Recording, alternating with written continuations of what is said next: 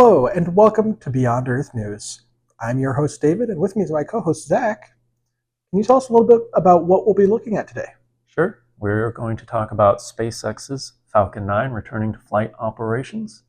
This was after a review due to an anomaly on a flight earlier in July. Excellent. Let's dive in. The anomalous flight in question was a SpaceX Starlink flight that took off from Vandenberg Space Force Base on July 11. That flight proceeded nominally with a successful stage separation and recovery of the first stage. The second stage performed its first engine burn without issue. However, when it came time for the second burn, there was an anomaly with the engine. This prevented the stage from making the orbit circular by raising the perigee. Despite the engine troubles, the second stage was able to deploy all 20 of its Starlink satellites and was able to passivate itself as required at mission end. The orbits of the satellites, however, weren't correct, with a perigee of 135 kilometers or 84 miles. Despite SpaceX being able to establish connection with 10 of the satellites and attempt maneuvers to raise their orbit, those attempts weren't successful and all 20 satellites burnt up in the atmosphere. SpaceX engineers were able to determine that during the first burn of the second stage, a leak of liquid oxygen developed in the insulation surrounding the engine. The leak was found to have been from a crack in a sense line of a pressure sensor attached to the oxygen system. Despite the leak, the engine continued to operate through the first burn. The liquid oxygen caused the engine to cool. Of particular interest, the parts associated with the ignition fluid delivery to the engine were affected. When time for the second burn came, the engine experienced a hard start as opposed to a controlled burn that was expected. This caused damage to the engine and caused the spacecraft to lose attitude control. So, what steps has SpaceX taken to rectify the issue?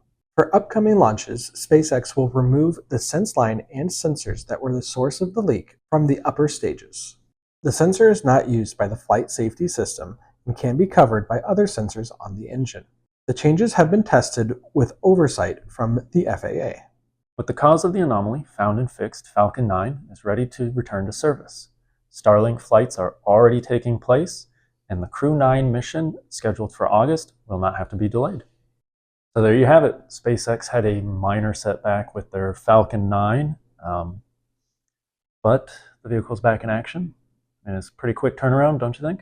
Yeah, that was a quick turnaround, just a couple weeks, and they're going to be back in action already. Mm-hmm. I'm glad to see that they were able to get everything resolved so quickly, and just a little loss and redundancy on that sensor, it sounds like. Although it is unfortunate that they lost the whole Starlink that they were going to stick up there.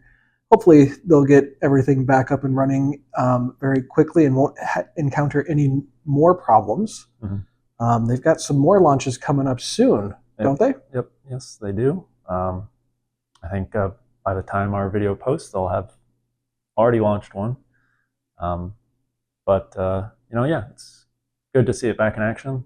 This is a workhorse rocket. I mean, it's the workhorse rocket. I think last year it had about 90 launches, and this year we're already up to around 70 for the Falcon 9.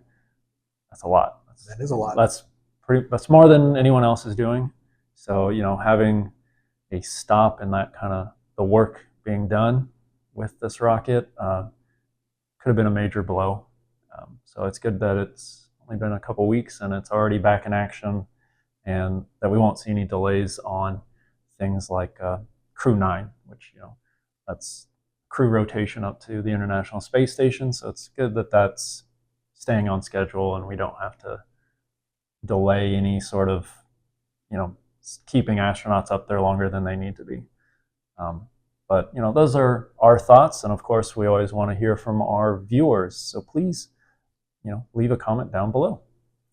And as always, please like and subscribe for more Beyond Earth news. Thanks for watching.